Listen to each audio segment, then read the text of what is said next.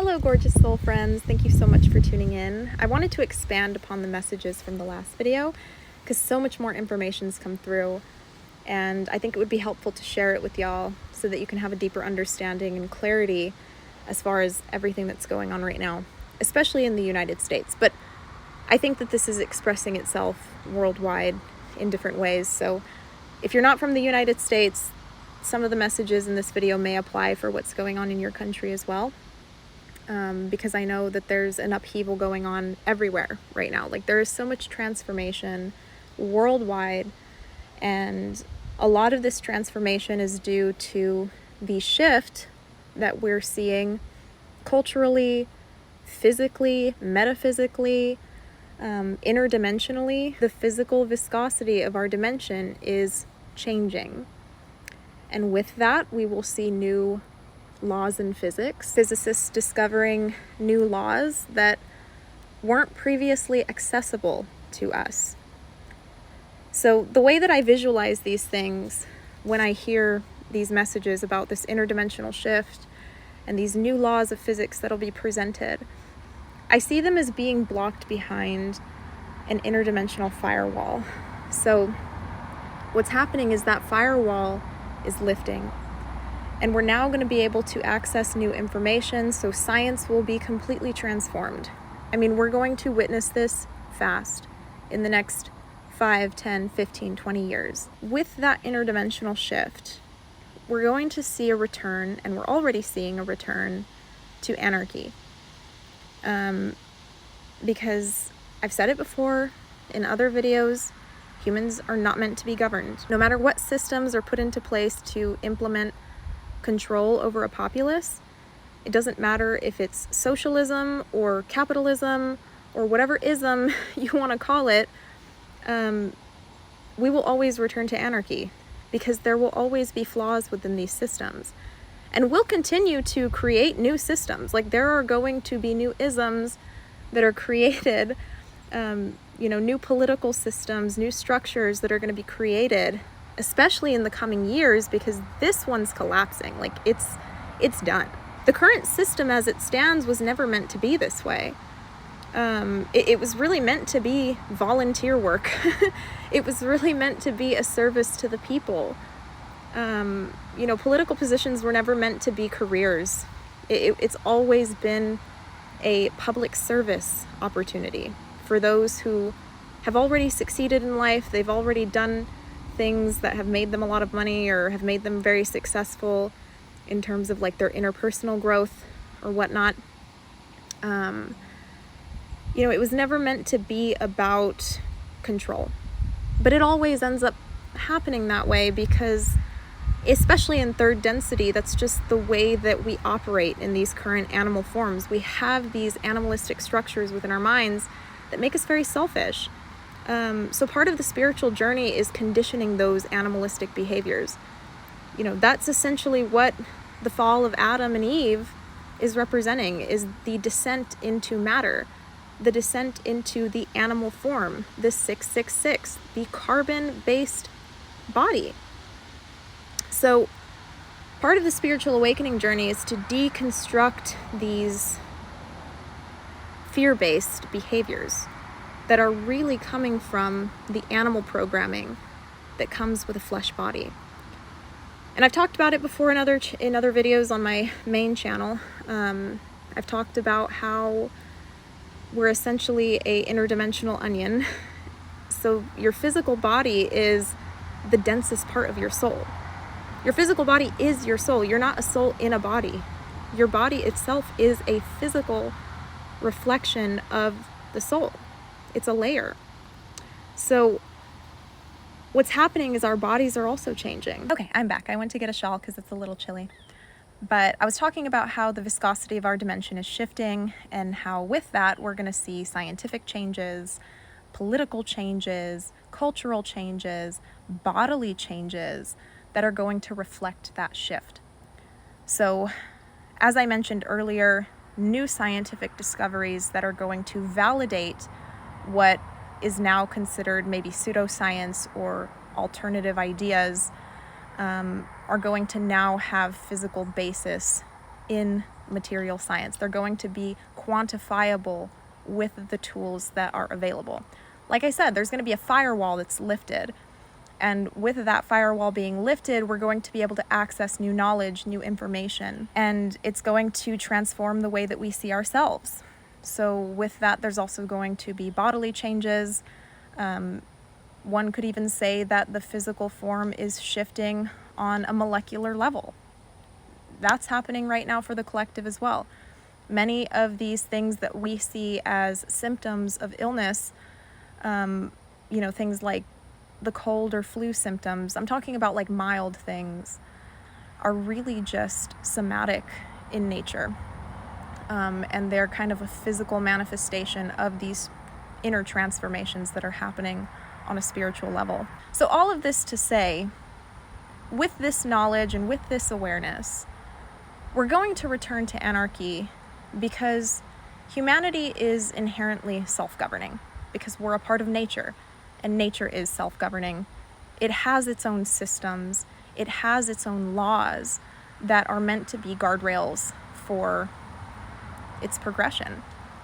And when one is tuned in to these laws, like I talked about in the last video, when a person is grounded into natural law and abides to the golden rule, which is essentially do unto others as you would have done unto you, because everything is a reflection.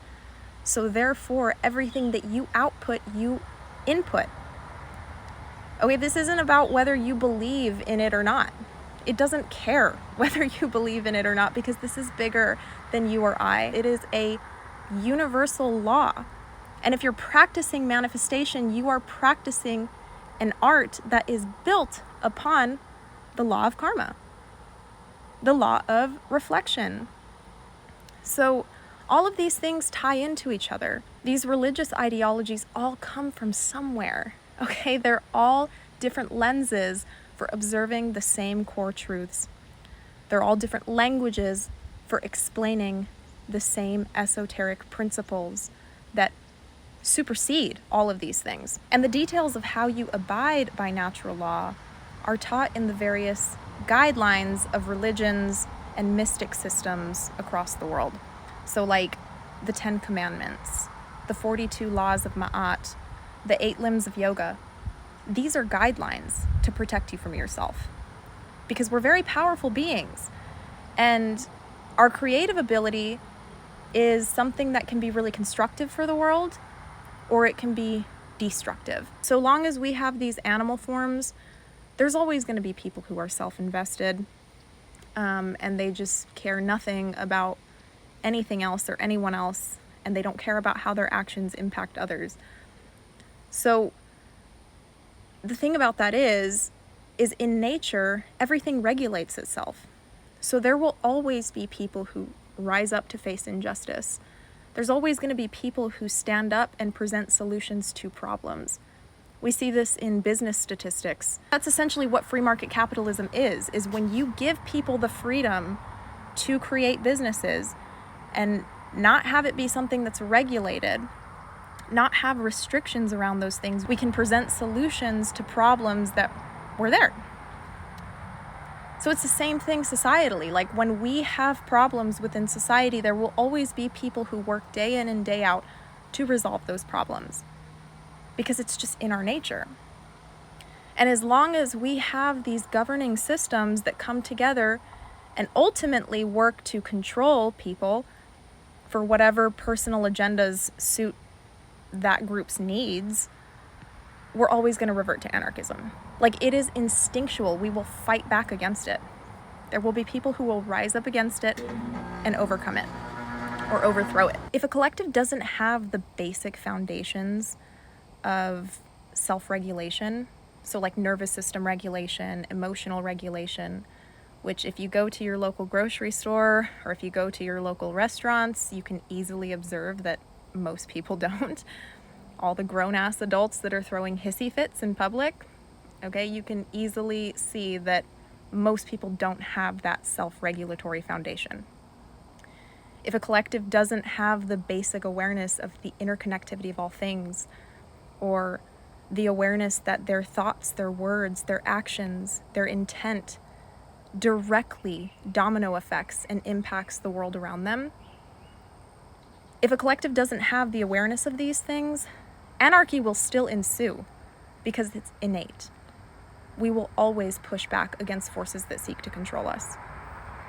But it will be expressed in its shadow form, which is complete and total chaos. It's the mentality of I can do whatever I want with no consequences. That's not real anarchy. Real anarchy is inherently spiritual. It is a spiritual way of being. And those who practice anarchy, who pay no mind to the higher laws that govern our realm, those people aren't true anarchists. And this is what the media tends to focus on when they highlight anarchy, which is why people tend to have such a negative view of it and a negative view of anti-establishment rhetoric overall, because these people have given it a bad rep. And even the symbol of anarchy, the A, is not supposed to extend outside the circle, because the circle represents natural law. It represents the universal laws that supersede us and supersede nature and are meant to be protective guardrails so that we can be self-governing, just as nature is self-governing. True spiritual anarchy starts on an individual level, doing the work to self-regulate and self-govern, and as a natural byproduct of that, because everything is a reflection, magnetizing a community of people who are also doing the work to self-regulate and self-govern. And in that community, everyone's cup runneth over, and energy can be invested into a cause, into a creative pursuit, into whatever the community or group or individual feels called to do. Because we're being guided all the time. Our intention and our will it's necessary. It's all there for a purpose, whether we're aware of it at the time or not. We make certain choices for specific reasons. So everything that's happening right now on a collective level, on an individual level, it is divinely orchestrated. And that's why I say America's time as the world superpower is over. I said this in a video 2 years ago. You can go watch it. I'll link it in the description box below. I picked up on that. I picked up on the beigification of everything with the return to modesty and simplicity and sucking the soul out of everything artistic. I also picked up on digital IDs.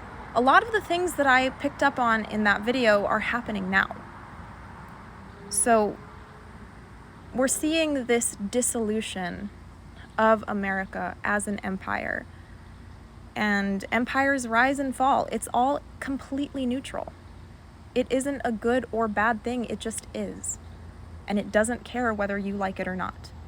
Because these things are divinely orchestrated, and they're happening because there are certain changes that are imminent. They are upon us now. So that's kind of why I wanted to talk about this, because it's going to be imperative that you have the understanding of what true anarchy is and how you, as an individual, can be a part of the change that you want to see in the world. Because you are so much more powerful than you know. But you're knowing it now because I'm transmitting that information to you. So expect downloads and channelings that may clarify these things in your life. But ultimately, anarchy will ensue. It's already happening with the No Kings protests, and it doesn't have to be a scary thing. Because again, you are a very powerful being, and your will, your intent, your words, your actions are powerful. So I'm going to leave off on that note. I will see y'all later. I will likely come back and share more information as it comes through. But feel free to share in the comments your thoughts, your perceptions, what you've been receiving, because I know there's so many of you out there who are very skilled channelers as well, and are also pulling in a lot of similar information, or perhaps maybe even expanding upon the information that I'm presenting in this video. Feel free to share. I'd love to hear. But I will see y'all later. Thank you so much again for connecting with me today. I'm so endlessly appreciative for every single one of you. And we'll talk soon. Bye-bye.